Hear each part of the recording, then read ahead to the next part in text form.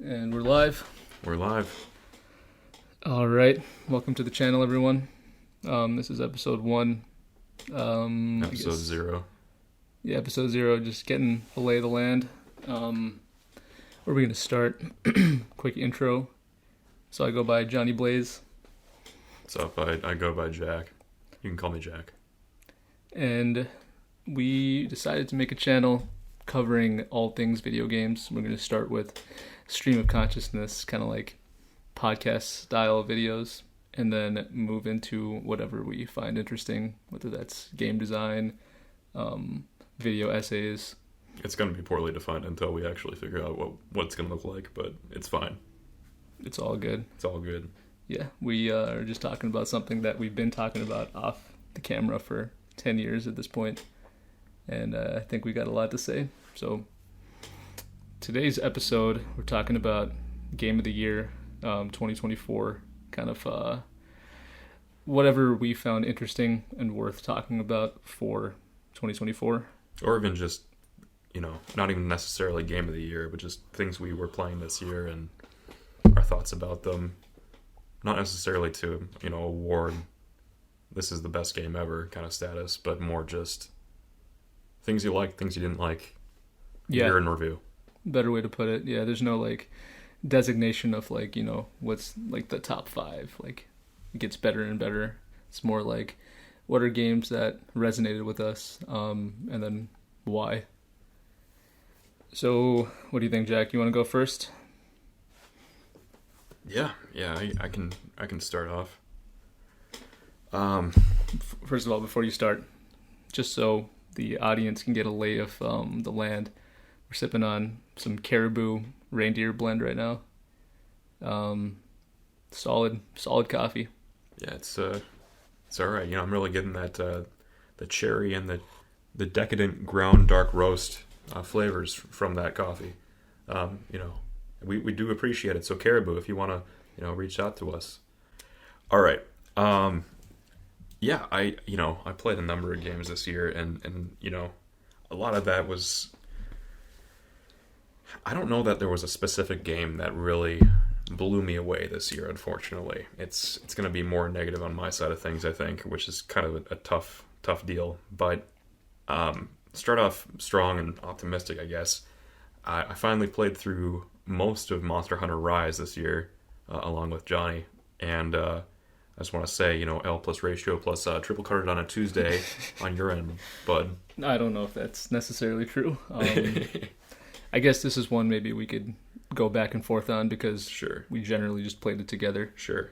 And this is sort of something we do every couple of years. We just find a new game to just kind of vibe and drop in. I think back in 2020, 2021, that was probably Warzone, and we had more of our group kind of playing that. But this was that, but less sweaty, I would say. And obviously, with it being a PvE style game. But just something that you can pick up for an hour or two after work or whatever, and just chat with the boys and while vibing and having a good time. So, overall, a fun experience, I'd say. I think there's definitely a learning curve that if you're just dropping into Monster Hunter for the first time, which I effectively was, I did play a bit of World, but not to the extent where I'd be actually learning how to do fighting game combos with weapons like I did with Rise. So I think I'm a poorer person to actually talk about if it was a good Monster Hunter game per se, but as for its purpose and what it meant to me and just time to just chill with the boys and have a good time and something to do while talking about life, I think it served that purpose well. Overall, good game. Yeah. Let me try to think. So I have a little bit more experience with Monster Hunter than Jack here. I started with Monster Hunter Tri in 2010-ish on the Wii. And that was one of those games that when you play a game enough that people start identifying you by the game. Does that make sense? Instead of something that you do, I have a friend who was really into Modern Warfare 2 when it came out. Gotcha. So you were the Monster Hunter Tri kid. Kinda. Like, my friends would start, like, making Monster Hunter jokes. Like, oh, Johnny's about to go play Monster Hunter again, aren't you? And, like, I played it in the basement of my house, which kind of, like, you could walk up to the basement door, and people would start, like, the friends in the neighborhood would kind of, like, walk up to the door and be like, oh, this guy's at it again, huh? Like, it'd stop me from, like, doing stuff that I normally do, like, go outside and, like, playing, like, sports or something. One of those games that, like, really hit me with the Tetris effect. Like, I remember I was playing soccer once, and I felt like the ball was an armor sphere. And, like, I would have, like, my own internal, like, goals, almost like how you have goals in real life. But they were, like, you know, get a full set of Barioth armor, you know, get, like, a switch axe, like a Rathalos switch axe, something like that. So, I guess I mean all of that to say I've been through Try. I almost beat, like, the final boss. I don't know how deep into spoilers we're going to get, but it's, you know, 15 years old at this point. So there's, like, a final 3. And games aren't really made like this anymore, where, like the Alatreon was, like, the final boss. And then, what is the other 2? There's the Gen Moran and I forgot what it's called. They call it the Pickle, the Urugan. Dude, I don't know how you keep those names straight. I know, like, Rathalos and stuff like that, but it's wild that you remember those names. And that's the kind of thing with, like, games in general, where, like, and that's also kind of how I play games, especially as an adult. Like, I, on a day-to-day basis, maybe have, like, 1 or 2 games that I keep on the mindless kind of, like, back burner, where, like, if I want to, like, keep my hands occupied while I listen to something, I'll throw on, like, whatever. In fact, this year it's a lot of Clone Drone, which we'll get to later. But yeah, basically I spend a lot of time, like, really getting, like, sucked into games. And when that happens, like, it does something different to your brain where, like, you just remember everything. So I can tell you, like, you know, this one hunt where I got some random people on, what is it called? Like, the online service. And I used, like, a game, like a keyboard that I plugged into the Wii and was, like, typing out, like, yo, guys, how do we kill this monster or whatever. So that was a lot of fun. And that was also my intro to Monster Hunter. Not to interrupt you, but, like, on that note, do you have, like, because you talk about, obviously, like, you know, we play and talk while we're playing and all of that, and, you know, that's not necessarily talking about the game, but yeah, if you're listening to a podcast or something like that while you're playing, do you have that weird thing where you have that association in your brain created, even if you don't realize it, so that down the road, if you come back to that game at some point, all of a sudden you start thinking about the podcast or the topic on the podcast? Yeah, 100%. I think I'm actually surprised you brought that up, because I was maybe even gonna, like, consider making a video about that specific topic. Like, especially, like, it's most impressive when you don't think about that stuff anymore, but the second you, like, get back to it, like, whatever the game is, you can remember like, what you were listening to. For sure. Like, when I played Dark Souls 3, I listened to a lot of, like, audiobooks, and, like, now there's, like, kind of, like, 2, like, location codes in my brain, kind of, like, there's the place I was and what I was listening to. So, like, I'll probably never forget what I listened to in the audiobook, because I've associated it kind of stronger in my brain with, like, a specific location. Very interesting phenomenon, and also, like, I think it makes, like, video games maybe a little bit more useful than some might think. Well, so for me, at the very least, I don't know if it's very useful, and in fact, it might be relatively harmful, because in my case, like, I don't necessarily remember that information unless I'm going back and playing that game, and all of a sudden I realize that connection was made. Huh. But, so, you know, sure, it's great for memorizing information if you're always playing Monster Hunter or whatever. But I don't know, maybe it, like, was a little bit different in my head, you know? Like, I remember Fallout 4, maybe. The one before it got shitty. I think it depends on who you ask. I think Fallout 4 was arguable. Okay, the one before it got, like, kind of, you know, generally considered, like... I think 76 was when they were like, yeah, this is not great anymore. Right. But 4, there was like, okay. maybe a little polarizing. The one in Boston, right? Well, yeah, because I don't know, dude. I didn't actually. I gotta go back and actually finish. I never finished 3 and 4. I didn't finish 4 either. But I didn't finish either of them, actually. Oh, I'm sorry. I meant like 3 in New Vegas. I never played 4. My point is that I think 3 and 4 were still designed in some, like, just part of the game design was made with the PC more in mind, whereas 4 was the start where it was like, okay, no, now consoles are our primary audience. At least that's the way that I've seen it. A lot of the menuing and choices are based around a controller at 4 and beyond, whereas in the past it was more of a traditional like text menu. I think we might be getting a little off topic here. We definitely are. So we were talking about Monster Hunter. We were. Try and how like memories kind of work with video games, kind of stemming from that. But yeah, so I started with Try, and then I kind of like kept playing, and I never got into a Monster Hunter game as much as Try, and I don't think that's like my fault. I think that has to do with how the games are made these days. Like it feels like games these days are more designed to be completed as opposed to designed to make you as good as you possibly can. Like there's a way about games, it seems, these days where like every single boss or every single monster, every single challenge is like designed such that you'll be able to win like with a reasonable amount of attempts. Whereas in Monster Hunter Try, like I wasn't able to beat that game because I wasn't good enough.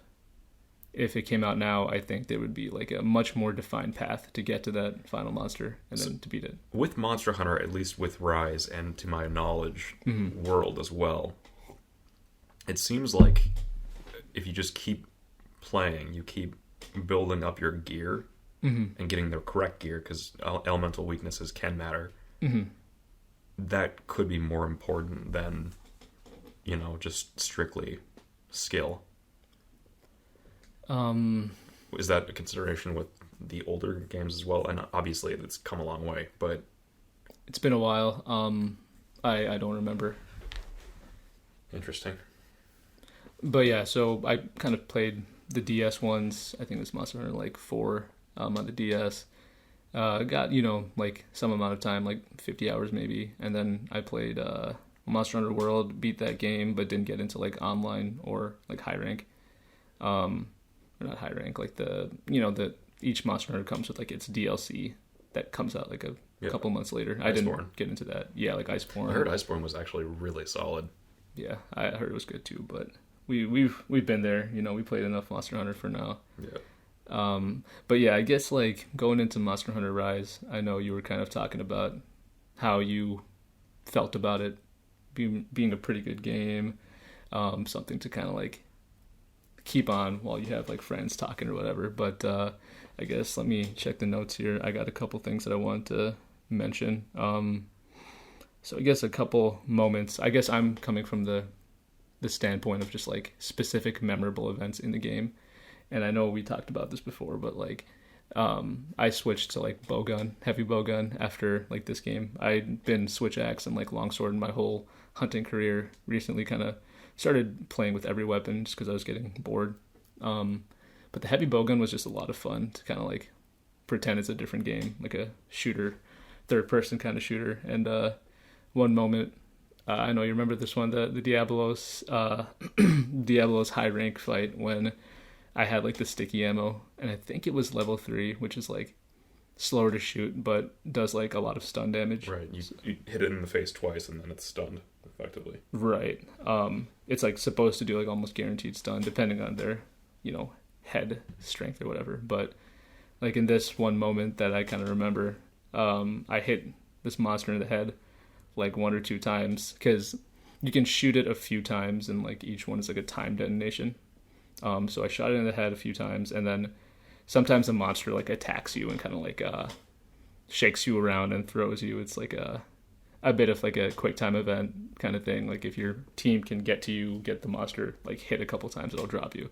But I shot it in the head, and in between it exploding and like it grabbing me, I was like really close to getting carded, which to people who don't play the game, it means you're sent back to the main area, and you only have like 3 carts before. You have 3 carts for the team.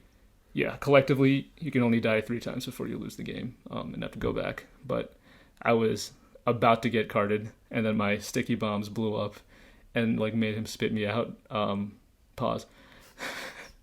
So I think that was like very memorable, kind of like one of those epic like gamer moments that isn't part of like a script, you know, like that's just like interesting, like dynamic like interactions between the player and like the monster. So I thought that was super cool. Then the other thing was like this one time, and this didn't work out as well as the Diablos thing, but one of the last things we did before we both got kind of bored was the Beetlejuice, like the Beetlejuice fight.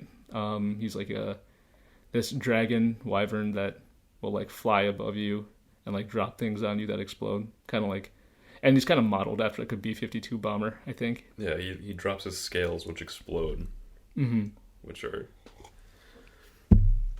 it's an interesting enemy for sure. Yeah, and kind of annoying to fight because like sometimes he'll drop like little like landmines basically around you and then like dive at you. So if you stay there, he hits you. If you move, you run into the bombs. So, you know, I like monsters like that force you to think. But this is one of those, like a similar situation where like it's like dynamic AI interaction to make like a cool story. So this is the one when the Beetlejuice is about to kill you and we're kind of backed against the wall. And I don't know what you were playing with, probably either Switchblade or not Switchblade, Charge Blade or Gun Lance, but probably Charge Blade at that point. Yeah, so you had the Charge Blade and you were pretty close to dead. And I had the Lance, which comes with like a really heavy shield. So I like dove kind of like in between you and the monster and put the shield up to try to like tank the hit so you wouldn't die. Which would have been like a really cool kind of like something you don't think of, right? You kind of like tank a hit for someone else. Right. But then it just kind of blew me up and I died. And I think that was the last like cart too. So we kind of, my heroics did not go as planned. But yeah, those are like kind of the moments that you play video games for. So yeah, that was kind of my Monster Hunter Rise like memories. I think it was a good game, but I had problems with how like it felt like it didn't make me like scared enough. There's like only a few situations in the game, only a few monsters where I was like, all right, we gotta regroup. We gotta think about how we want to tackle this. We have to like solve this problem rather than just like mindlessly. Well, you kind of can just like mindlessly play like an ankle biter for most monsters, and then, yeah, I mean that just works as a tactic. Yeah, and I think it gets like it's supposed to be quite easy in the beginning. Like low rank is pretty much all manageable, and then you start refighting monsters and you get to high rank and you're almost just like waiting for like the next rank to drop so you can fight something new when you've fought like the same, you know, like 7 monsters 3-4 different times. You get to the there's like that water fish thing, kind of like a snake, the Mitsuzune, is that the one? Well, there's the one that puts you like that uses like sleep, but there's also like the mud fish. Yeah, I guess both of those are kind of like and they do like vary them with like different attacks and different behaviors, but like largely it feels like you're kind of waiting for that like you're kind of waiting for some more interesting monsters and interesting like challenging levels. Like I feel like there's so many fights where like we just ran through it. Just I think because there was and I don't remember the monster that does it, but it also does another type of like area denial in that it creates like platforms out of mud around it. Mm-hmm. And actually there's a version of it that does something similar with like lava. I think that one of its variants is like a fire version. I think I know what you're talking about. I don't remember the name of it though. Yeah. But just I think in general, like having things that change it up outside of just, you know, having different status effects, you know, putting you to sleep or shock or whatever. Mm-hmm. I think actively modifying the environment is a way to change the experience a lot more than just changing the the damage type, you know. Yeah. So Yeah, I think overall, like, we did play it for like 100 hours, and a lot of it was pretty fun. But then again, a lot of it felt like we were waiting for something else. Like, it wasn't like challenging from the beginning. In fact, it probably took like 50 hours before it got like what I would consider like properly challenging. To the point where you had to like optimize your gear. I mean, I feel like we were getting cooked by oh gosh, what was it called? The new monster that's like the new Magnum Aloe? Yeah, we were getting cooked by Magnum Aloe for a while. We were, yeah, I remember that. It was like it was a low rank one too. Rick, it was like it was 4-star, 5-star, something like that. Maybe it was early. Yeah, it was early, but that was the low rank one, and I think like pretty much every rank of the Magnum Aloe like threw something different at you. Yeah, them having like new moves was very cool to see. I don't know if they used to do that with the old games too, but I don't remember. But I think so. You know, he goes like Super Saiyan and just explodes and stuff now. Right, like it feels like you know, an animal that's like kind of pissed now. Which was cool, and yeah, we did have some trouble with it, but it never felt like I felt like it could have been more like it could have asked more of the player. You know? But like, I guess all things considered, I think it was a fun game and like leaves me like ready for Monster Hunter Wilds, which hopefully kind of asks more of the player. And neither for computers can run it, so we'll have to figure that one out. I couldn't run the playtest. I mean, so seriously,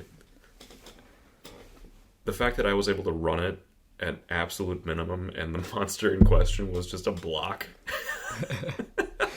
Just like a 4-polygon like monster. I'm surprised they let you through. It's so good. Usually the computer crashes before it lets you see that, you know? Running that at like 10 frames a second. Fans about to take off. Top tier. Cool. So that's kind of Monster Hunter. Any final thoughts? I wish that our Wi-Fi issues were less prominent, but I don't know how much the game is to blame for that. Yeah. I think us getting disconnected in the middle of hunts and not being able to reconnect was kind of a massive pain, but... Right. That sucked a lot, but I think we fixed it. Like, there's like a time zone. We did, but then, was that the issue, the time zone difference? I feel like after we like set the proper time zones, like I was playing on like a different time zone than what my computer was set to. And that was kind of what I believe. Like, because after that, it pretty much stopped. We were still getting cooked during the final boss. Like, I remember, I don't remember the name of it. Yeah. The electric dragon. Once like one of us killed that. Yeah. There was still another 2 phases to the fight. Yeah. And the network was a little shaky sometimes, which was pretty annoying. Yeah. Especially after that fight, because that took forever. It was a long fight. And it wasn't that fun either, to be honest. Yeah, I don't really... It's the issue is that it's just so repetitive. Ultimately, it comes down to, okay, get on the platform. If you don't make it on the platform, you're about to get cooked for half your health bar. Yeah. And if you do, then you'll get a 5-second window to actually deal some significant damage. Otherwise, you're not going to be doing anything with your own weapon. You have to be using this ballista, which takes away from a lot of how the game kind of plays generally. Yeah. I mean, what's the difference between using knives or rather daggers and charge blade at that point? Not really a ton. So yeah, I think it's hard to do a final Monster Hunter boss well, because you have to balance like spectacle and then also like systemic, like a climax of like the systemic like the systems in the game. I think it can be forgiven for it being the final boss, and it really only did that one time. Although, like, the raids, I just generally didn't really care for those levels, but... Mm-hmm.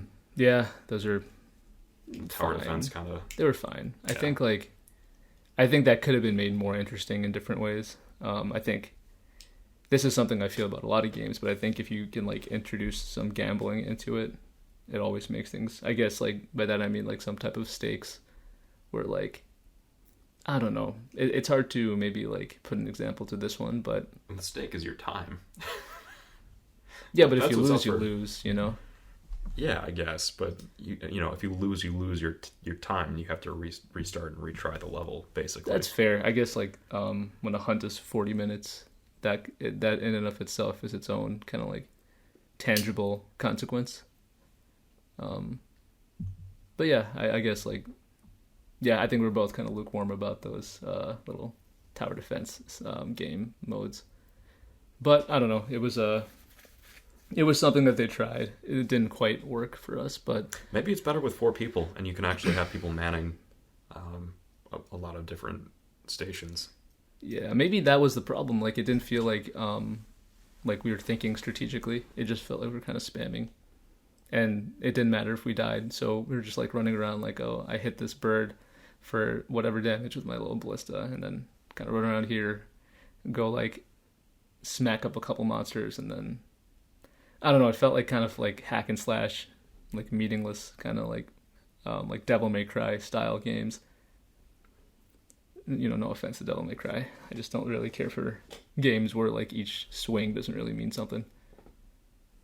Yeah, the weight that on typical hunts, you can usually like feel the weight of your weapon a lot more, and there's a lot of consequence to if you are attacking and you shouldn't be. So Right. um, Yeah, especially like Greatsword or something.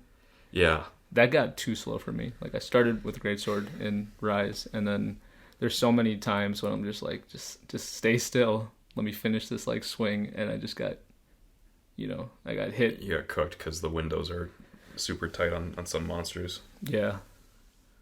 But yeah, overall, I think I enjoyed Monster Hunter Rise a lot. I don't know if it's a 10 out of 10 game. Probably not, but In 2024, I think it was one of the better ones. yeah, it was pretty solid. Play with your friends. Don't play alone. What we have next? On my list, Let's see. So we kind of both had one, and then do you want to talk about Elden Ring? yeah, I guess we could.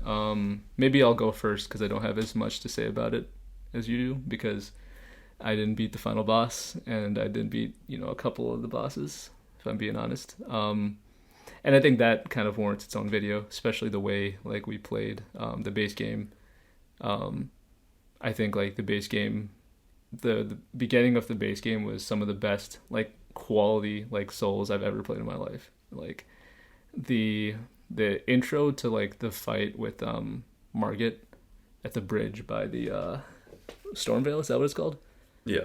Yeah, that sequence was just like peak.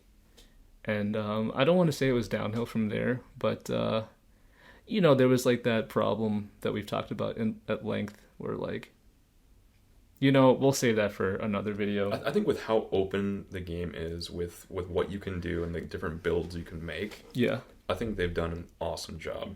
I think there's inherently issues to opening that system up so wide. Yeah. Um, But yeah, let me say my thoughts quick. Yeah, go for it. So Shadow of the Erdtree, I bought just because you bought it and you told me to play it. Because by the end of the base game, I thought it was fun, but like the thought of going back to the lands between, is that what they're called? that's what the base area is, yeah. Yeah, the thought of going back to just the Elden Ring world in general felt a little like, it felt like, when you're like really infatuated with someone and then you think back, you're like, what was I thinking? Yes, I do know that. That's kind of how I feel about maybe like Elden Ring, and I felt that way about games before. But I guess yeah, to put it like succinctly, when Erdtree came out, it just didn't feel like well designed to me. It felt like the bosses were like not balanced properly, and I didn't feel that same excitement for like the thing that Souls does the best is like sequences, in my opinion. Like the sequence in like the castle where you fight who's a dude on the box with the fire, Mesmer. Okay, yeah. The sequence where you go to Mesmer's castle, it felt like maybe one of the better ones, but overall it just didn't have the same compulsion, maybe that's not the word for it. It wasn't as compelling as the base game, and I don't think like there's anything reward wise to keep me pushing besides what felt like kind of like these loot drops were, or I guess like power ups that felt extremely what's the word, kind of like arbitrary. Yeah, so that's how I felt. Now let's hear it from your side. So I quite liked Elden Ring. I played through it like 3 times, I want to say. Um, Both on New Game Plus and a fresh character a number of times. But I had a good time with the game overall, and I appreciated the hype of having the main theme be the final boss theme. That's always a cheap way to sell the mood, but I fall for it every time. I really liked the game, and I sank an ungodly amount of hours into it. So when they announced, an expansion, and then we waited for like 2 years for it to come out, I thought, well, yeah, let's give it a shot. How can we make this work? They announced it, and it was supposed to be an experience that you were able to really get at, if you had like a early to mid to late game character, so it was supposed to be something that you could really appreciate no matter where you were in the game, based off of how they were going to do scaling on the bosses, more closer to Sekiro, where all of a sudden if you beat certain bosses or if you do certain things, all of a sudden you're dealing more damage, and we can have another conversation about scaling and arbitrarily sure can increasing or decreasing the damage you're dealing and taking, because I think that's in practice maybe not a great system. But I actually started a new character to go through this because I wanted a fresh experience, and I hadn't played Elden Ring in close to a year, I want to say. So I created a new character, and I wanted to go for a new build I hadn't tried yet. So I tried building Vare, so like just a pure arcane build, not to get into the weeds too deep. It sucked. It was not very good. And I had to respec to a sorcery build. So I entered the game. Why'd you have to do that, just to beat the base game? Because I was getting absolutely cooked by Moog. That's another thing. Like, they say that you could enter it with a character at any level, but all of a sudden you have to beat one of the end game bosses to actually even access the DLC. So it's kind of cooked in that way. But then you get into the DLC, and all of a sudden everything's, if not one, definitely two-shotting you. And it doesn't really matter where you're at. So, everyone goes into the Black Jail Knights, or I think they changed his name at this point in the game. But the initial Mausoleum Knight, and this guy like has a move that definitely just one-shots you outright. And he it was in that opening area you're talking about? the Mausoleum. Yeah, like you walk the first fog gate you can find to the left. Yeah. And just armors through your attacks and all of that. It's like, okay, well, maybe I should just go explore, because I'm definitely not taking this guy. Okay. Mm-hmm. You keep exploring, and all of a sudden you're building up more and more. I guess my point is that I was sort of sold on or maybe I was just misunderstanding how the experience was supposed to be. I had a different idea of how this would go going into it, and ultimately I had just kind of to play like a wuss. I remember fighting the Divine Beast, like the first remembrance boss you can really find. I guess it's pretty open; you can do whatever you want. But is that what it's called? The Divine Beast? The Divine Dancing Lion. Yeah. Okay, got you. I could be getting that wrong. Yeah.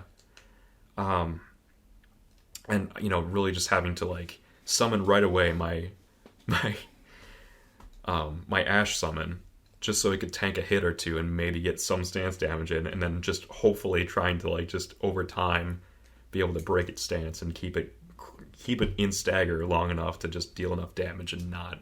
Basically, it turned everything into a war of attrition. It wasn't thriving. It was just barely getting by after 20 attempts. I feel like there was balancing issues in the game in that, and I know you played it on New Game Plus. Yeah, I forgot about that. Which was maybe a different experience as well entirely. But, right. Between Commander Gaius and how he was on launch, just miserable to fight. I think there were definitely issues, and they needed to play test some things more. And then there was all these cool weapons that were in the game, but why would you ever use them? They have all these throwing weapons, these cool different things, but why would you ever use those things if their requirements are way lower, and ultimately they're quote unquote worse weapons? They're not meta. not that they're not meta, but like you have to have an endgame build to even get into the DLC. Yeah. So why would you ever use throwing daggers? It doesn't make sense to do. To like build them up to level whatever weapon rank It 15. doesn't matter. I mean, the requirements to use them are like pretty low. But you need to kill Mo in order to access the weapons in the first place. So what's the point? Also, like, the hand-to-hand weapons are like the same kind of thing where they just barely have any requirements at all. They added all these cool things to the game, but you have no reason to use them. Because you're already like leveled up with whatever you currently have going into the DLC. Yeah, and sure, yeah, I mean, there's the novelty of trying something new, but the game's hard. Like, why would you change what was already kind of working for you to accommodate something cool that you find here if it's not actually in any way better? Yeah, I think we both agree that like there's like massive problems when you make a DLC, and like I don't know if we would be able to necessarily balance it better, but it is a problem, you know? Yeah, I mean, it's a unique problem to Elden Ring because of how it's less linear. Not that, you know, Dark Souls 3 was inherently linear, but, you know, you definitely had a few options of where you're going, and then you went down those different routes. It wasn't like you could fight Divine Beast, you could fight Rolana, you could fight Mesmer. Technically, you'd fight Mesmer first. Yeah. There's a lot of problems with that, I find.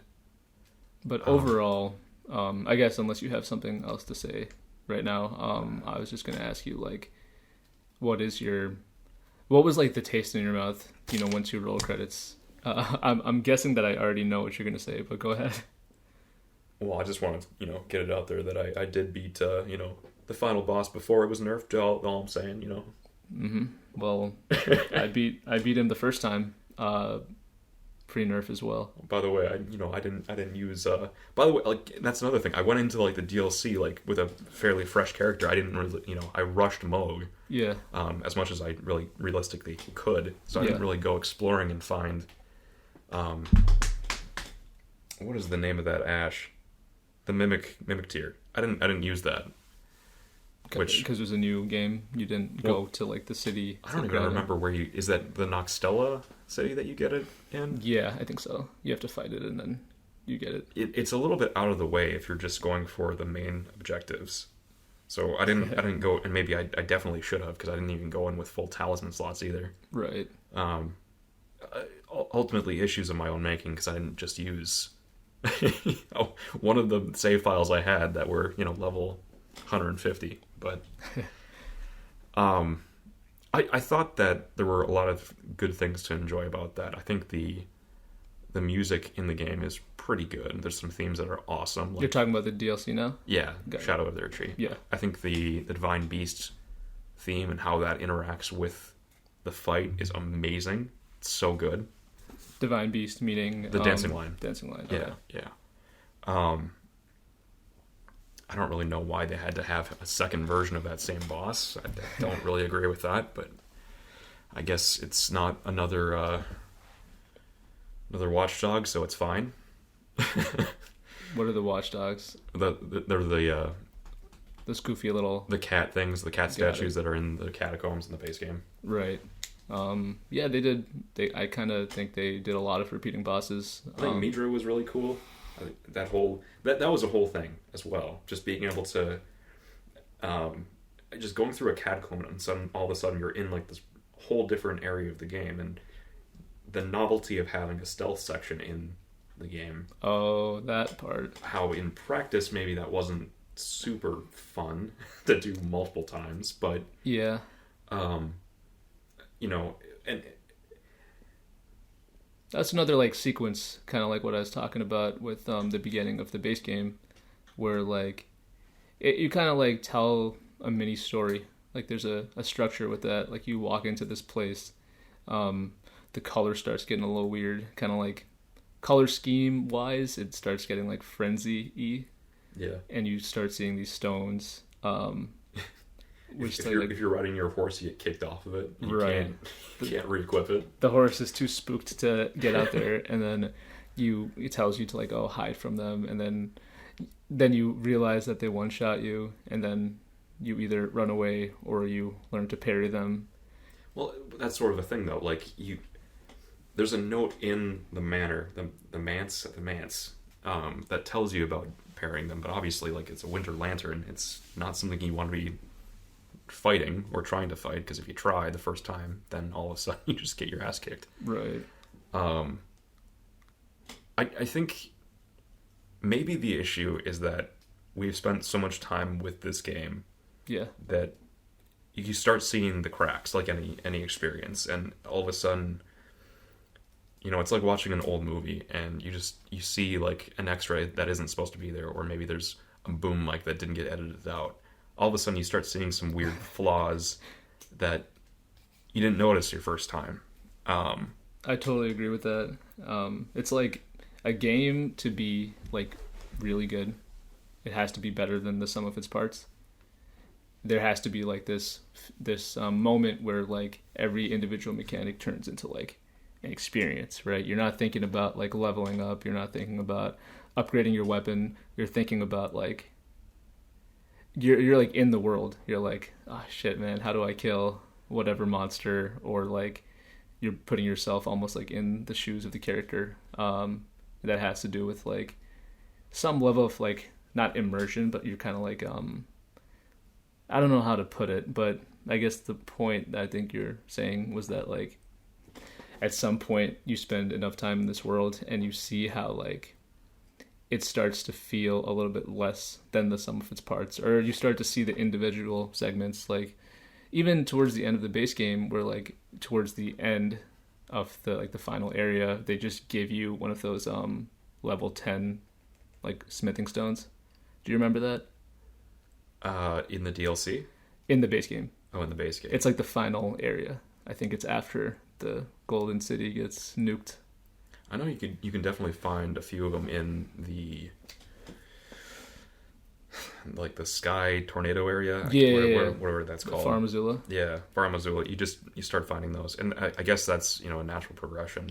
They don't want you to be able to max out your weapon immediately. Right. Which with an open world, that means you have to lock it behind. And a big air quotes open world. You have to lock it behind a boss or 5. Right. So I totally get that.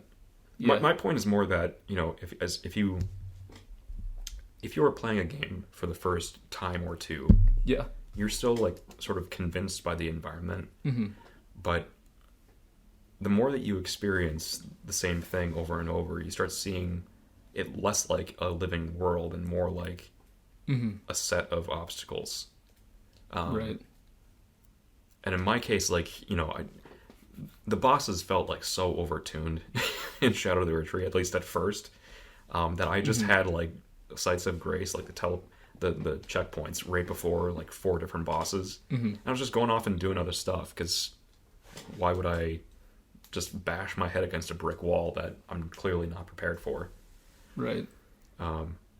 Incidentally, one of the fun things that I was doing was just sort of meta. Basically, what I did is I dressed myself up as like a madness person with the madness torch, and I just walked around the mad woods and invaded people, and then instead of like trying to kill them like an invader typically would, just guided them through the maze. And just renamed my character, Mad Woods Guide or something like that. And just, that was, there was basically no reward for doing that. I think a couple of times, like, after I brought people to the mansion, they just dropped some souls for me, which is super nice. But, like, it's just, there's no benefit to that outside of just having the experience. And I think that's what games should be more of, the experience, and not just bashing your head repeatedly against some challenge wall. Yeah. The vibe is important, is my point. And thankfully I was able to figure some of that out with just creating my own experience, because fighting Commander Gaius for the 16th time is flippin' miserable.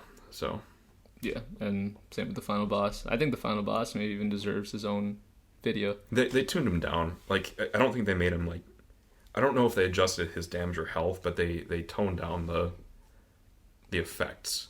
Got you, the particle effect. Yeah, so you're less blinded, which is huge. The more and more I think about it, I really, really want to like that fight because it's cool, and the fact that it has like an insta kill effect on you, Right. which is something that these games don't typically do. I know they've done a couple of times. They did it in Dark Souls 1, obviously, with the Abyss Kings, the Four Kings. They could do that to you. I beat them too quick.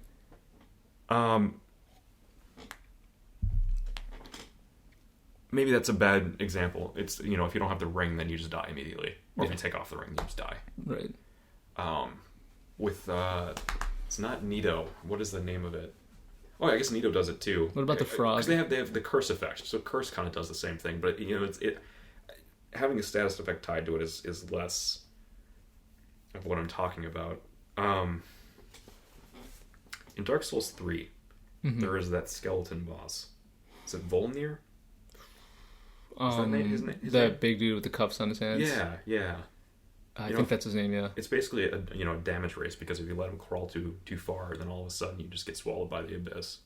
Oh, I see. Like and that's an insta-kill. He pushes you back into it, kind of, or what? No. Like the effect just comes with him, and then you get swallowed by it. Oh, that's kind of creepy. But it's an easy boss, so. Yeah, you're usually like way past the point of. Yeah. Well, and it's a gimmick fight too. So. Yeah. Anyway, back to Shadow of the Erdtree. The fact that you could be like, turned and brainwashed by Mikola, I thought that was really funny. But you almost had to do that intentionally, because ultimately, Radon's just gonna kill you in like 2 hits. Yeah.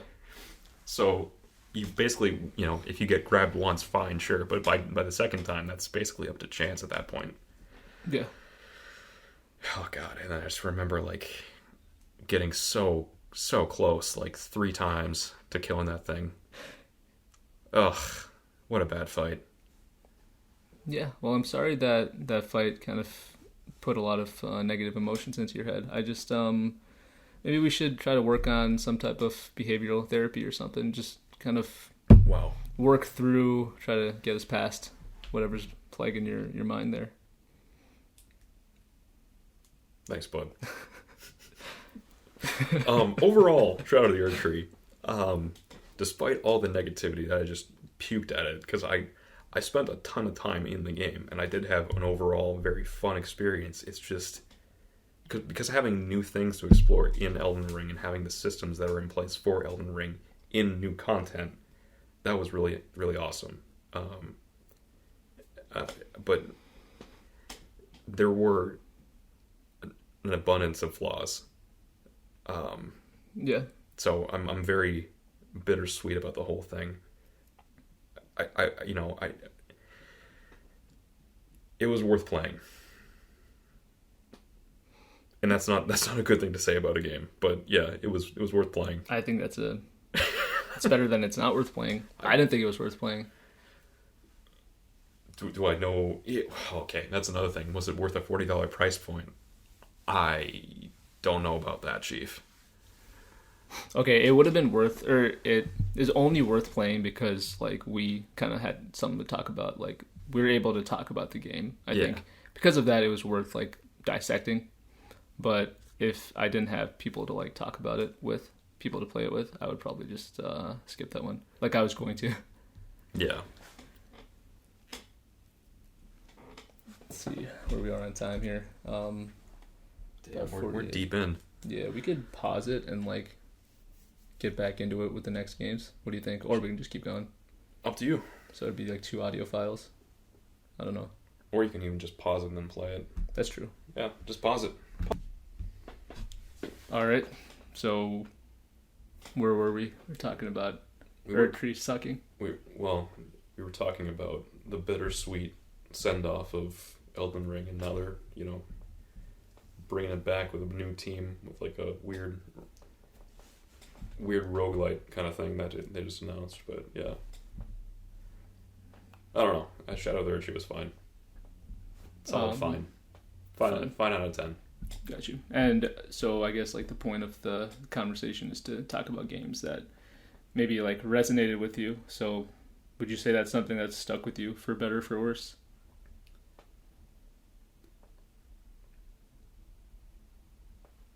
It's odd because I really have to compare it against the original experience of Elden Ring in the first place. Yeah. Um, and with that in mind, I think there was some novel ideas that they brought out. Yeah. I just wish that they had maybe done better to balance the game in the first place. I don't know. It's difficult to say. I think that, like I said, I don't know that I have a lot of game of the year in me at the moment. Yeah, definitely not. I agree. There's like a couple games that like I actually played quite a few games this year that like just didn't stick with me. Yeah. We had Outer Wilds. I'm about to get crucified. If we ever get any comments, they'll be like, dude, what are you talking about? Outer Wilds is peak. But yeah, I played Outer Wilds, didn't really feel it. I played this game called, that's this little dog thing, like a Shiba Inu that like barks at people to make them move. What's that game called? Humanity. The demo was really intriguing, and the first, couple levels were pretty intriguing too. Didn't stick with me. Would you say that the first 2 hours were pretty okay, and then after that it fell off? Is that referencing something? The Steam return policy. Oh, nah. It was more than that, like 6-ish. Okay, well that's decent. But yeah, like it didn't compel me enough to keep playing. How much did you pay for that game? Was it like $10? I feel like it was like less than 20, more than 10, if I had to guess. Okay. Generally speaking, what I like to be at is at least 1 hour of entertainment per dollar spent. Now that is another conversation. For sure, like. Yeah, no doubt. And some games like way outweigh that, and some like way undersell. Right. That are still like there's exceptions, but yeah. But yeah, I guess so. We talked about Erdtree, and now maybe I'll get into one of these games that I played. I guess we can talk about the finals, even though that's something we both played. Maybe I have more of more game time on it. I'm not sure how much you played without me.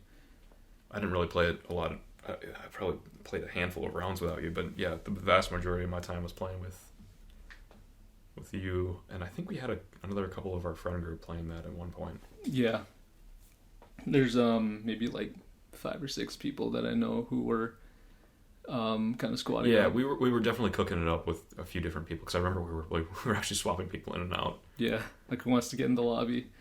But yeah, I think it's worth talking about just because it's one of those games that like does something new in a way that makes every round feel like dynamic, I guess, for lack of more like specific of a word. But like I guess like to like take a step back and kind of go through how a round works. So we pretty much only played quick cash, and the way that works is that there's 3 teams of 3 people, so we have 9 kind of like people on the field, and the goal is to grab a box. First you unlock a vault that opens a box, then you take that box and put it in like a little locker, and there's timers associated with both of those things. So when you press the button on a random spot in the map that's designated to have this box, starts a timer. When that timer ends, you grab the box and you put it in wherever the vault is. There's like 3 of them. It's kind of a weird like 3v3v3 combination of capture the flag and search and destroy from COD is how I would describe it. Yeah, because there's both like disarming and you have to both grab, like imagine you have to like grab the bomb from a central location in search and destroy in the first place, and whoever gets that first is then able to go blow up the payload or whatever at a couple of different, I guess search and destroy is also in like Counter-Strike too. It's in a lot of games. Same idea is my point, but combine that, instead of you having one offense and one defense team, you have 3 teams that one will become an unoffending team and the other 2 become defending or defense teams, but they're all still competing to try to ultimately be able to take the dub. And the other difference is obviously it's not limited to one life. So right, like you just get a respawn timer, but yeah, there's timers associated with team wipes and all that. But I actually probably did enjoy that game quite a bit. I know I said like I was kind of lukewarm on it earlier, but yeah, I think there was definitely some cool things with that.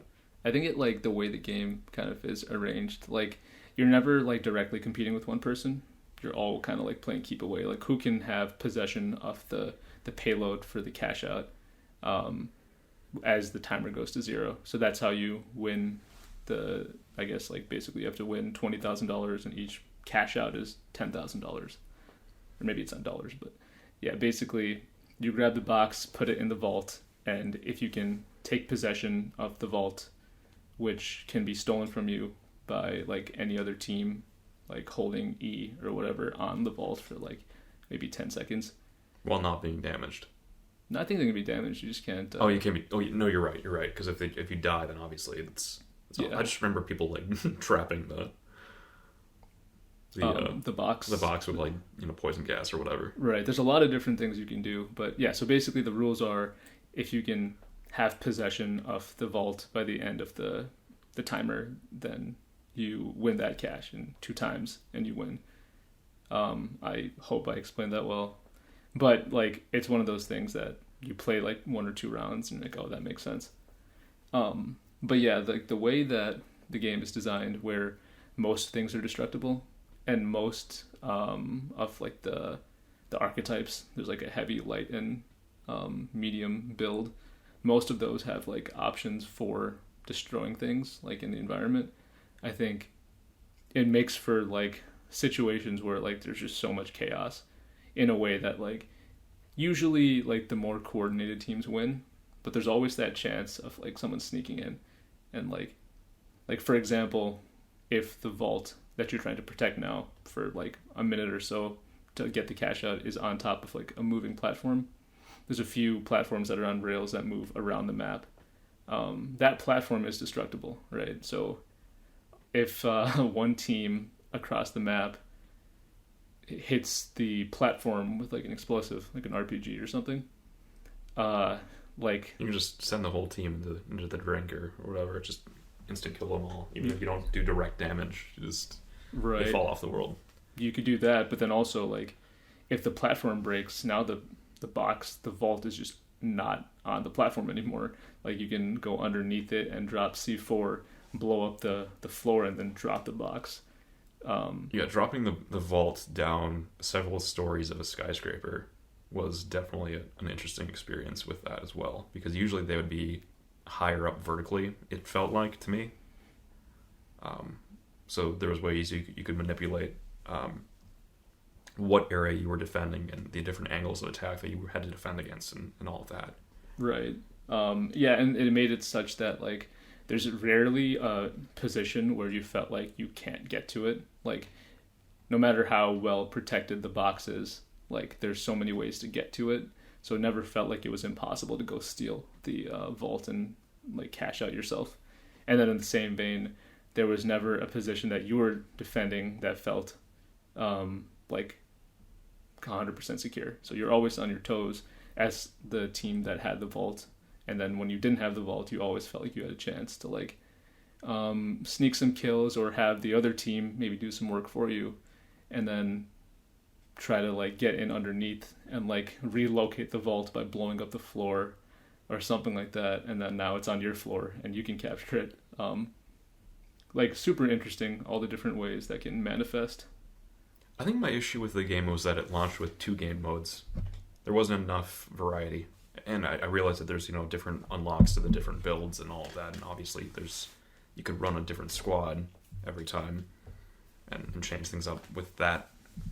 But it really felt like there wasn't a lot of differences to how the round would play out. Ultimately, either you'd be able to get the upper hand and cash out while either one team is at a disadvantage because they've lost 2 of their players. Mm-hmm. Not just through disconnects necessarily, but through them dying, and all of a sudden they only have 1 active player. Right. And then all of a sudden now it's more of a 1v1 sort of scenario. I feel like there was a lot more of a focus on a battle pass system as opposed to adding more content to the game for a more general. Different modes would have helped, I think, a lot. Is really where I'm getting at there. Yeah, I mean, I have nothing to say about that because I played like season I don't know what season it was at the beginning of 2024. It was like season 1 or 2. It was like the launch. Right. So I played a little bit of that, and then I played a little bit of it now, and I think it was pretty like fun. You know, both seasons, I guess. Like, I think like Quick Cash is something I could like play every holiday season with my friends when everyone's like home for the holidays, and you know, it keeps like similar to Monster Hunter with like these stories that just kind of like pop up, like system storytelling in the game. I think it's like it'll give you a lot of that, and then for everything else, like, you know, like developers being sketchy and all like that type of stuff, I kind of like didn't really think about it. You know what I mean? You know what? On that front, I didn't think it was that bad, honestly. Like, it's a free game. Yeah. It kind of just came out of nowhere. Yeah. So I can, in the battle pass, as far as I'm aware, is basically just cosmetics. Mm-hmm. So it's not, sure. It's not like that egregious. I felt like it wasn't that bad, and obviously they need to make money because they spent a bunch developing it. It's not, you know, the end of the world. It's more just, I felt like there was not enough variety with what they had, and Fair enough. know, with a, I don't know what the file size is. It's a decent file size game. I felt like there needed to be a bit more to justify keeping the download. That's all. Got it. Yeah, it was like 60 gigs. Fair enough. Okay, so that's the finals. Pretty fun game. All right, what do you got for me? What's something on your list? The other like big game I played this year was Metaphor ReFantazio, which is another Atlas RPG, similar to the Shin Megami Tenseis or Persona games. Now, for the record, this is a game that I have no interest in playing and haven't played, so... Yeah, because you're not an RPG guy anymore. Not, or at least not a anymore. JRPG guy. Right, so it's just going to be kind of you telling me about this game. Yeah. So, and I'm going to say right off the bat, like, I don't think this is a perfect game, obviously. Right. I will say that it is basically Persona, but with less of the high school bullshit. Got it. By less, I mean none, because it takes place in, like, more of a medieval fantasy setting rather than, you know, Shibuya, Japan. So, you know, off the bat, that's already, you know, an improvement in my opinion, because I think that's more of a, I hesitate to say novel environment, because it's a, you know, just a typical medieval sort of classic fantasy setting, but Yeah, I mean, it felt different just watching, like, you show me a little bit of the game. yeah, I think there was, you know, just to establish like kind of what the gameplay is like. It's, you know, a turn-based RPG that uses a lot of Atlas's combat systems. So it has the press turn system, where if you hit a weakness of an opponent, you actually gain more actions for your party that turn. If you miss an attack, you lose 2 of them. If you get an attack like reflected at you, you lose everything outright. Same goes for your enemies that you're fighting. So you can actually like build your party to try to take advantage of some of that stuff, you know, covering your weaknesses and exploiting enemies. But on top of that, there was also not just the turn-based aspect of that all, but there's also like an active real-time combat option as well, mostly used for like more of an auto-win scenario. So if you like are out leveling your enemies by a certain amount, then you'll basically just be able to kill them with like two hits on the main world, like outside of combat. I think they use like, they have a specific term for it. I can't remember. Got you. But it's kind of like how the system has been like a thing for a long time. I think Earthbound did it like forever ago. Probably it was implemented somewhere else too. But basically, if you just outlevel your enemies, you know, you can just run into them and kill them. Basically, is the point. Got it. Okay. Yeah, kind of like a time saving. Yeah, it takes away from a lot of the tedium of that, because you don't really want to be forced into, you know, a fight against low level snails or slimes or whatever that are like level 2 and you're level 50. Right. If you're like backtracking or something like that for some reason. Mm-hmm. So that's a positive. That's cool. I appreciate them doing that. And like I said, I like a lot of the same sort of systems put into a new novel environment. And the world, again, novel is relative with it being a medieval fantasy setting, but Right. I quite like the world. I think that there was a good amount going for it. They had some cool enemy designs, and there were like runner ships basically that were like definitely inspired by like Would you say Howl's Moving Castle? Howl's Moving Castle, like Miyazaki films, which were cool. That was cool. The aesthetics and the music were both awesome. Mm-hmm. Generally, just speaking, like the vibes and aesthetics were really quite good. However, and also, to go back to style, the menus are beautiful and all of that, which I just always appreciate. Nothing will take you out of a game if you just like press pause and all of a sudden you're just at like this black screen with like options, like an Atari game or something. Or something. It's like just put a little bit of extra money into like the presentation there, like just a little bit. That's all. The cons. Like any JRPG, it ended up being kind of grindy. Yep. And, sure. It's a time sink, like anything. I didn't think it was as egregious as I've definitely seen in some JRPGs, but definitely spent a lot of time and more time than I would have liked. Because I have a bad habit of just maxing everything and completing everything and doing every side quest and all of this. So that's really it's more of a me issue on that front. But there was that, and then also they have a super boss in the game that you cannot access until you play through New Game Plus. So basically it's an end game boss, but you cannot fight it your first playthrough. You have to like enter your second journey basically in order to even access the fight. Which you reset to level 1, you have to like re-unlock a whole bunch of stuff, and it's just I don't want to play through that twice. That doesn't sound like a good time to me. So I will not be fighting that boss. Fair enough. Just that doesn't seem. There are ways to do things like that. Like Dark Souls 2 had really interesting ways to change up subsequent like playthroughs. Yeah. Where they had like new enemies spawning in different placements, and obviously like bosses were scaled. I don't remember that from Dark Souls 2, but yeah, Dark Souls 2, like if you were in New Game Plus, there would be different, or maybe it was Scholar's first sin that started doing that. I'm not sure. It sounds familiar, but I don't remember exactly what you're talking about. You would have new enemies around the different areas.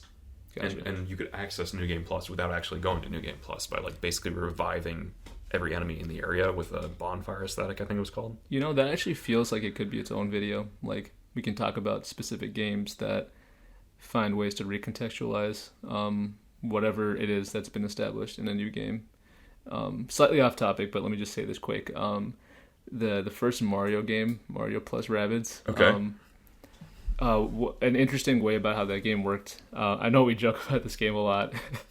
It's almost like a meme at this point, but basically the way the levels work is that like you walk maybe like forward in a path, right? So you start in a world where you're going somewhere. Like there's this level that turns from like desert to ice. And then after you finish like the ice part, you go backwards. And then when you're playing like a game like that, it's like an XCOM style game. It's interesting to see like how, like when you flip the map around because you're going the other way, how does like each hiding spot and how does everything get recontextualized when you flip the map? And now your goals are different. Now you're trying to like leave, you're trying to like escape enemies coming at you as opposed to like fighting past them. Invading versus retreating. Right. How does like the same map when you're on the other side trying to do something else, like how does that change the same like location? But sorry, continue. No, I think that's definitely something we got to talk about. Just recontextualizing and basically reusing assets in a way that makes sense and that isn't just padding. Yeah. I think that's definitely something we got to talk about at some point. Yeah, like backtracking in general. Yeah. My point is there's definitely ways to give optional content in a New Game Plus. Maybe it's just that this game shouldn't have a New Game Plus is kind of my point. Like, why bother? You've already seen everything, and it doesn't really make sense to scale up enemies for another playthrough. It's a turn-based RPG. It makes more sense with like Souls, where you have more freedom in the combat system. Okay, so let me ask you this, right? Because just hearing you talk about this game is almost like boring me, because it almost seems like the game is boring you. But why did you finish it then? Because the vibes were really quite good. Got you. So yeah, the style of the game was really awesome, and it plays like a road trip in kind of a way, because you go to different location to location, and while I think that you can definitely make an argument that that's also just like smoke and mirrors, because it's you traveling around a map basically, but I think having that sort of defined journey from location to location was really interesting, and especially when you're riding Howl's Moving Castle to do that. Right. But so that's kind of like the crux of it that kind of kept you moving forward. Just seeing ambiance, what was next and where we were going and things like that. I'm trying to think of another example of where that was interesting. I just like games that do that. I think Dragon Quest XI kind of did that too. Once you unlock, like, was that an airship? Might have been a whale that you rode at the end of the game. I don't even remember. I just like games that let you kind of just run around the map and do whatever you want to do. Got you. Eventually. In like a sequenced kind of way. Yeah. Like it feels like it's taking you somewhere. Yeah. I like going places. I don't necessarily want to spend the entire game around one like centralized locale. That doesn't seem like a lot of fun to me.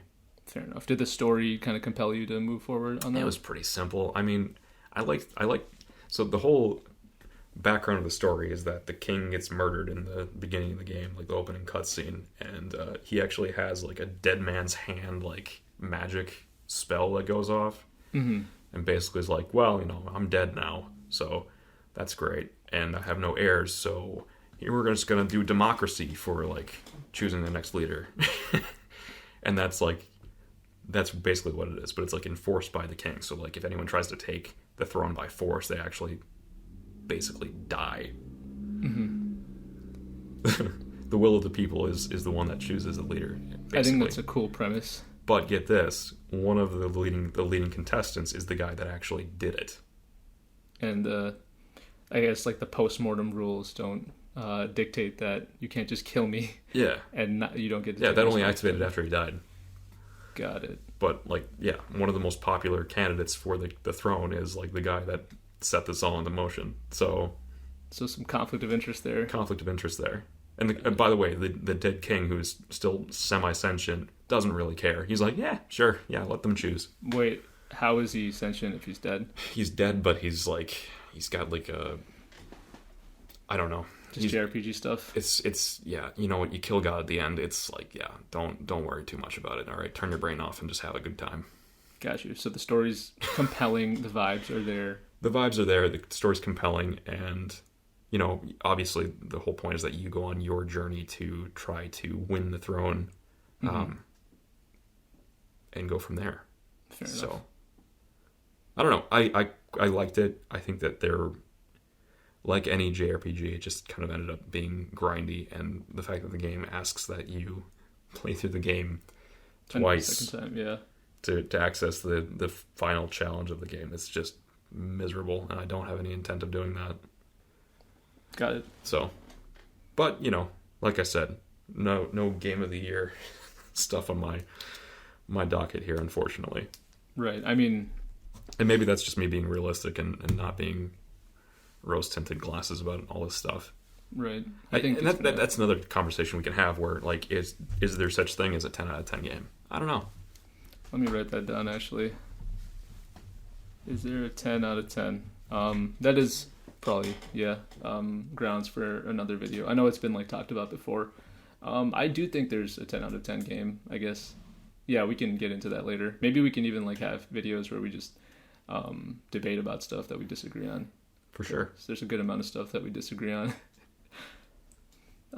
Those are the three major games that I had on my list. I played a bunch more, and I'm still in progress, or I've got some that are on hold. But did you have any other ones you wanted to talk about? Why don't we talk about I guess like maybe my game of the year, if I had to think about it, or if I had to pick one. And I know we talked about this like off camera, but we have The Last of Us 2, which is something I played on the PlayStation basically the beginning of the year, and there's nothing that like kind of spoke to me or moved me the way that this game did. And this definitely has to be its own video. I'm just not good enough of a writer to make that yet. It's just like, I don't know. I think I was telling you this as well, but it's like hard to write with like levity. I think it's just hard to have enough to say in the moment to talk about something like that. But yeah, I think you're a decent writer. I just think that it's difficult to sum up all of your feelings about something on the spot. I mean, writing is not on the spot, right? You kind of like put your thoughts together and like create a thesis and try to like back it up. Right, that's exactly what I'm saying. But you can do that. You can keep thinking about it and keep making drafts and stuff. Which I think, yeah, writing for me is easier in certain things, like creative writing versus like, here's a thing that I want to talk about and like tell you about myself personally, like how I felt about it. I don't know. Maybe it's a skill that I can work on. But I guess right now that is just like kind of a conversational thing. I can kind of get into The Last of Us 2, the story, and like how it made me feel. So let me check the notes. How are we doing? Or 1 hour 15. Got you. That's not bad. Not bad at all. Especially because like we can do this one and then maybe talk about Clone Drone and then wrap it up. That sounds good. Okay, so what do I have here? Okay, so this definitely is something that we can talk about more later, but I think Last of Us 2 is a ludonarrative kind of like masterclass, which is a really like kind of bold thing to say. And I've seen a lot of discourse on the game, not much of which speaks to what I kind of think about it, but I think like there's a lot of like culture war stuff. There's a lot of like like the woke versus the whatever the other side is. That conversation is not something that I'm interested in.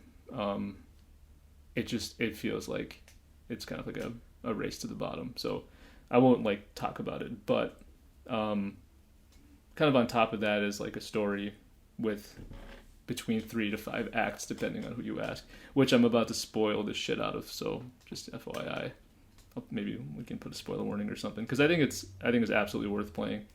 No matter like where on the fence you lie on, like if you think Abby sucks or if you're sad about Joel getting killed, or if you are the other way, I guess like it's still worth playing. But so yeah, it starts off with like a tragedy, you could say, and then you spend the first half of the game as Ellie trying to get revenge on this girl who killed her surrogate father.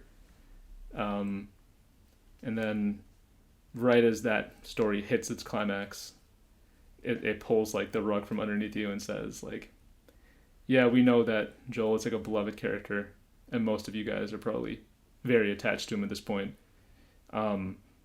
And I know that he just got killed by this other character, but now this is you. You're playing as Abby now. Which was brave for sure. Just to like, I think that's like, it happens a lot where like characters in shows and in movies go through something that's like, it feels like, what's the word? Kind of like needless. It feels like gratuitous what they're doing to these people. And I don't even know if I'm going to debate that. I just think that like it gets people mad, right?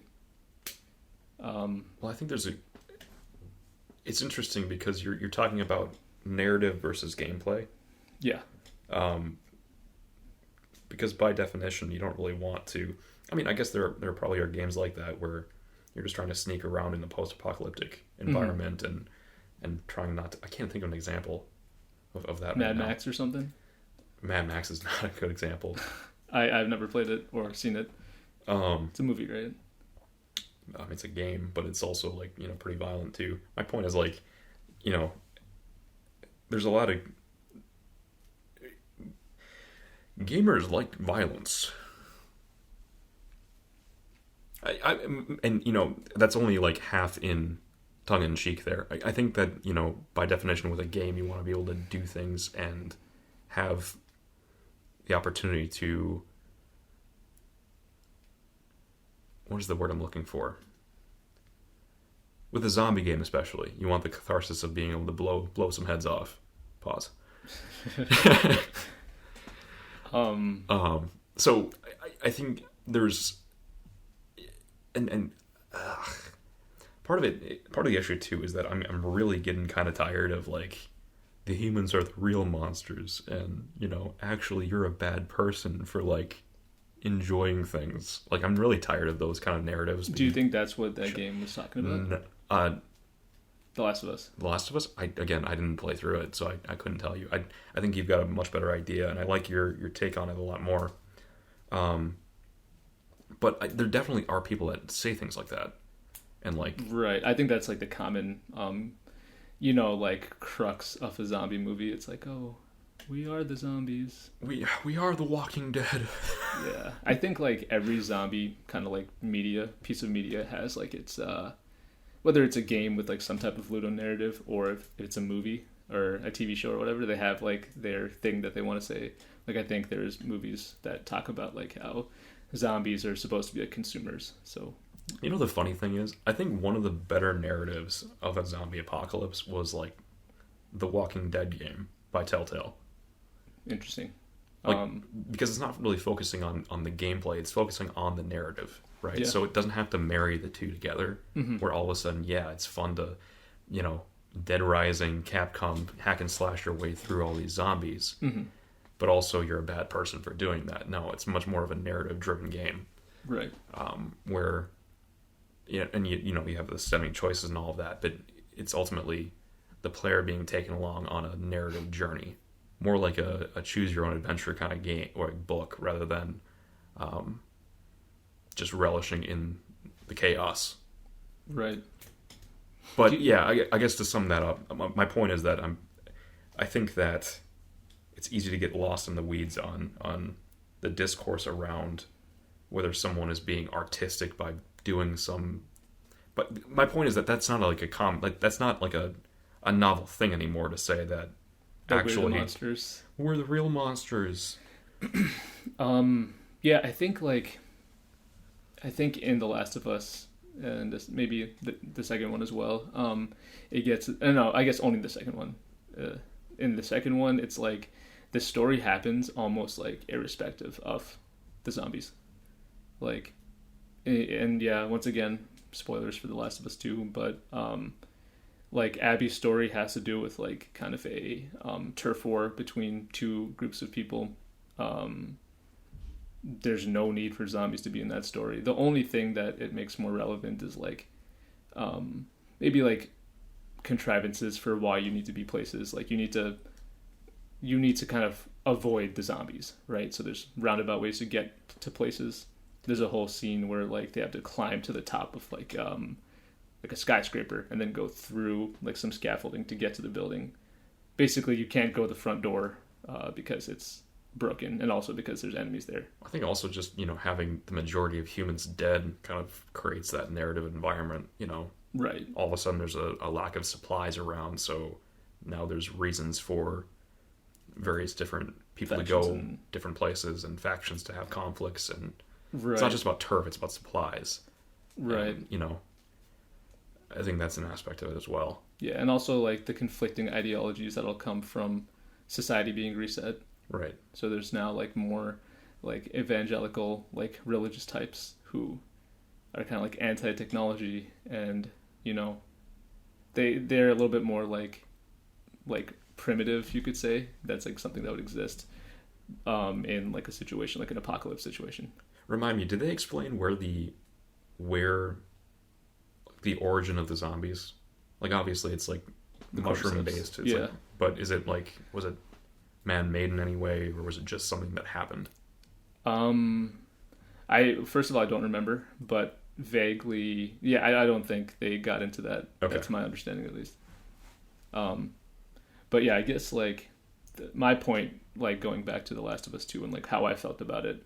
There's a lot of like discourse surrounding it. There's a lot of like things that happen that people are, not the most like. I don't know, like for example, like people think Abby is irredeemable because she does nothing but kill people, and she has like one redemption arc where she tries to have a kid come to terms with their kind of like upbringing and like kind of being kicked out of their group, and she learns that your family isn't from like your family isn't your blood or whatever like faction you belong to. Your family is like who accepts you for you. Something like that, right? Yeah, found family. It's a good message. Right. That's a good message, and then also that gives her like an ideal that's kind of commendable, right? So that's kind of the point. It's like this person's not a human initially. She's the villain who killed Joel. Then it's like, oh, she has a family that she kind of like learned to accept, who's part of like the opposition. And then they get into like her relationships and how she's kind of and I'm thinking about the memes, yeah, I guess, yeah, they get into how she is kind of in this complicated, like, romantic situation with, like, an ex and his pregnant girlfriend or wife. So it's a bit of a love triangle where she's, considered the bad person, right? Like, you could argue that she's kind of like a homewrecker for what she did. Which all I think is to speak to the point of like when her interaction happens with Ellie, like, and she basically has the exact same situation as Ellie, right? Like, she's getting revenge for something that happened to her. Ellie's getting revenge for something that happened to her, and then now it's like, all right, there's pregnant people on both sides. There's deaths on both sides. Like, like what does that tell you about? Your understanding of like who a hero is and who a villain is. That is all like I understand what they're going for. But like kind of like irrelevant to all of that was my initial point, which was that like when you look at the like the hardest difficulty mode, which is I forgot what it was called, like Survivor. Maybe it was one below Survivor. I bet you forgot what it was called. What's that supposed to mean? Is it called something? What is it called? I don't know. I didn't play the game. Oh, you got jokes now, huh? Yeah, so basically the hardest difficulty mode, which I played through most of the game in, I turned it on easy a couple times, okay? A couple sequences are not worth playing it on the hardest difficulty. But there's basically like a lot of like sequences that like get your blood pressure up and like really stress you out. And this is all like vibes and feelings, right? I'm not going to talk about like how this makes sense because I don't know how it makes sense. But basically, when you walk through this game as both Ellie and Abby, and you see like these really, really, really violent and stressful situations that you viscerally kind of go through yourself, right? You're doing some killing.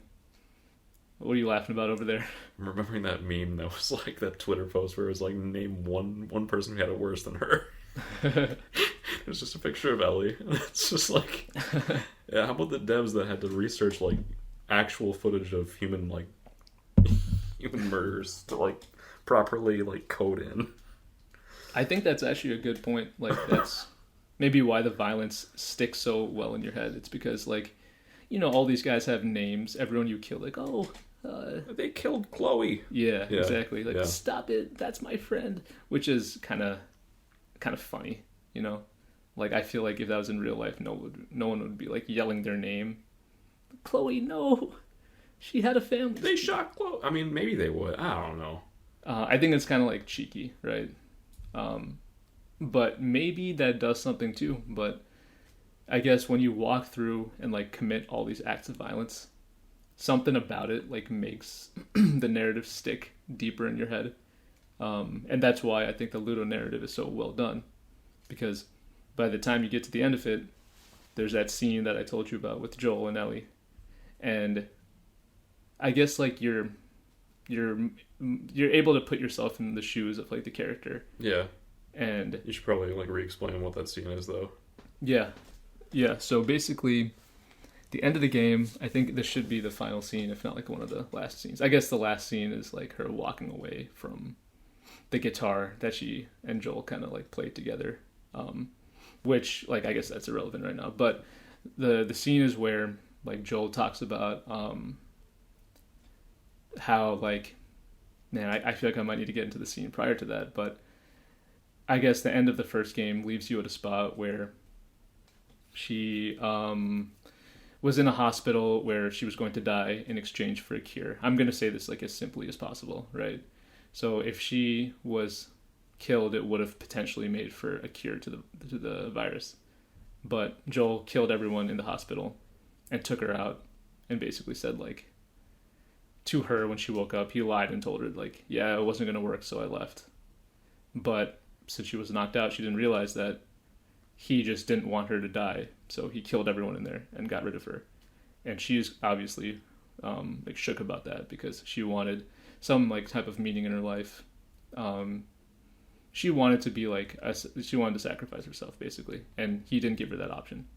In fact, he kind of took that option away from her altogether, right? Right. So they have a conversation when she finally finds out. Like she went back there to see what exactly happened in that hospital, and she basically like, I don't want to say breaks up, that's not the right way, but she basically said like, we're done, like this relationship, like this surrogate adopted father thing is not going to happen anymore, right?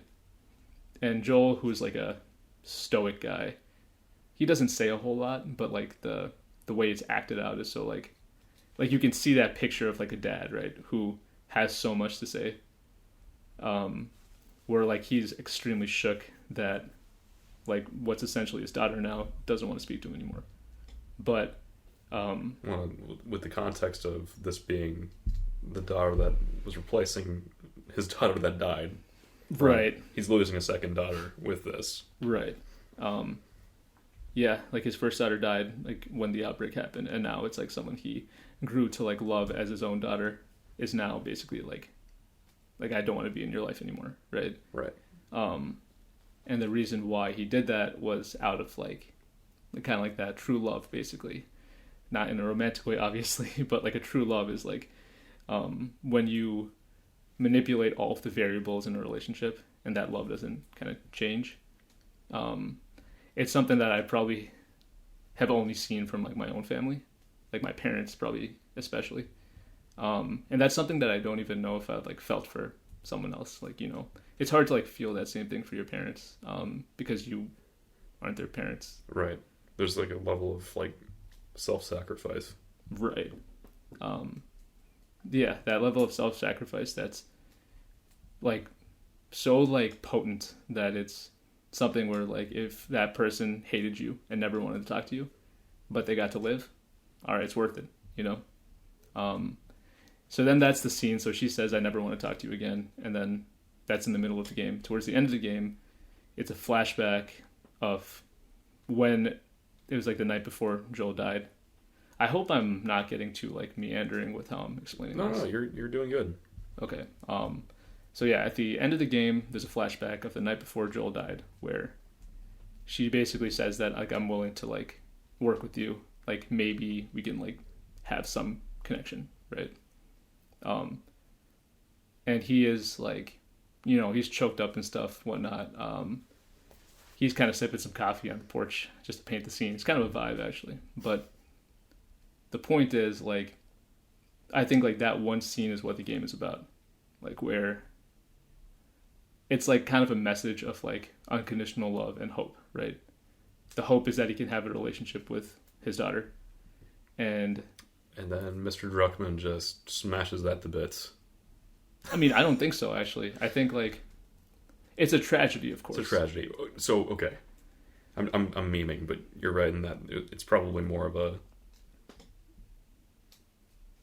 that sense of forgiveness and honesty and just coming to terms with that that lives on. Right.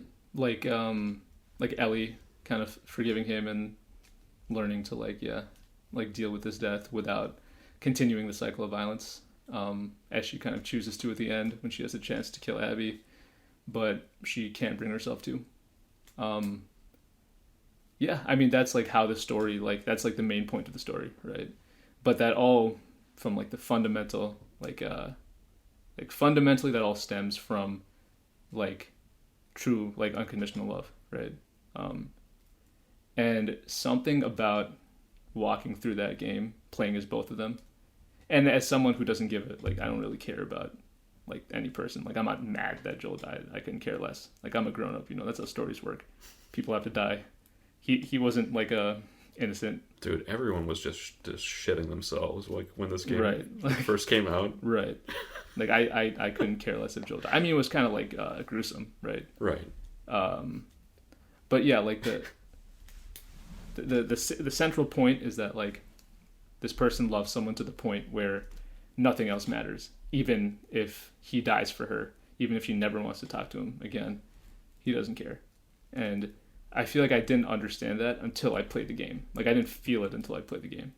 Something about watching Ellie go through all of this, and even Abby go through all of this, like it all like furthered this emotional tone, if that makes sense. That makes sense.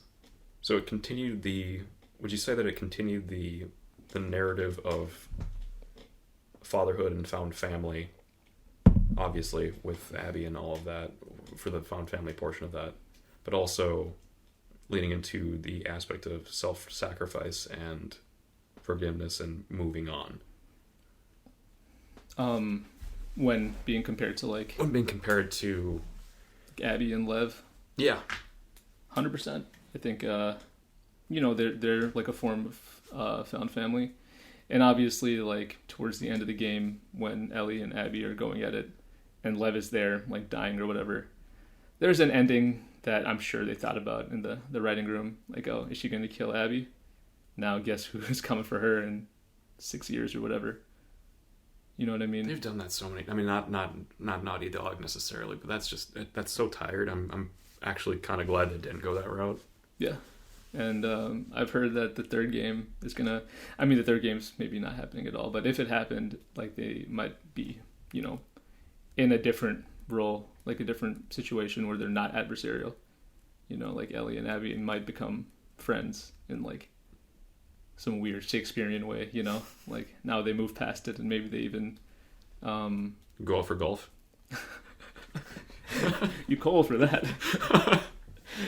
That's that Druckmann symbolism, And a lot of Druckmann, like what he does is kind of on the nose. Like I think she had the same shoes as Ellie did, Lev, which is hilarious. Like, oh, it's like the same person. We're not so different, right? Like that's kind of, which I mean, I'm clowning on it, but yeah, there's tropes that exist for a reason, so, right? To tell a story, right? But yeah, the final kind of thoughts I have is, I guess to reiterate my final thoughts, it's interesting as someone who's not a dad to be able to understand what it's like to be a dad, like how you're ready to let someone be an enemy, someone who despises you, as long as it like means they get a chance to live. You know what I'm saying? That is like a thought that's never like resonated with me until I, played as Abby and like, you know what I mean? Like played this game on like the hardest difficulty and like sat with it and like had my blood pressure raised and was extremely stressed out by this game. So something about that makes it feel like ludonarrative, where the stress helps embed a message in you after like 25 hours or whatever. That's pretty sick, dude. Yeah, and that's why maybe, I'd say The Last of Us 2 is the game of the year for me, for sure. Even though it didn't come out this year. But again, it's just sort of my game. We played this year at some point. Exactly. So, Yeah, I like that. I think that's awesome. I wish I felt that way about any other game I played this year. But, We'll play more games. I guess. I kind of like Balatro, but it's a roguelite, so it's like, yeah, when does it end, That's quite the... What is a full experience? Yeah, I mean, I guess like we're talking about like what games made us feel and like what spoke to us. So what did Balatro say to you? It said that the funny gestures and, the CRT aesthetic were pretty cool. Yeah, maybe it's just a Skinner box, dude. Who knows? Yeah, I mean, it probably is just a Skinner box. But, yeah. Yeah. Maybe there's something there. We could talk about games that disappointed us this year. I know I just did, but, those were like the ones I also had appreciation for. Right. That'd be a long list. I think we're probably running out of time here. About an hour 40. Yeah, we're definitely running down to the wire here. Yeah, we can cut it here and continue in a future video if there's anything else related to games of the year we want to talk about. Well, you still didn't... I don't think you talked about Clone Drone yet either, but we can talk about that at a different point too because we both played it. Yeah, maybe we can have that conversation. I guess I just don't feel like it right now, All good. Yeah. It doesn't like... It's kind of also probably pretty hard to go from a narrative masterpiece like Last of Us to being like the funny robot game. Right. And that's more of like a gameplay kind of like it does really good things gameplay wise, but it doesn't feel like doesn't hit the same now that I'm thinking about The Last of Us, Okay. Think about where that put me because mentally. You were comparing that against like your potential game of the year. I was saying that about Clone Drone. Yeah.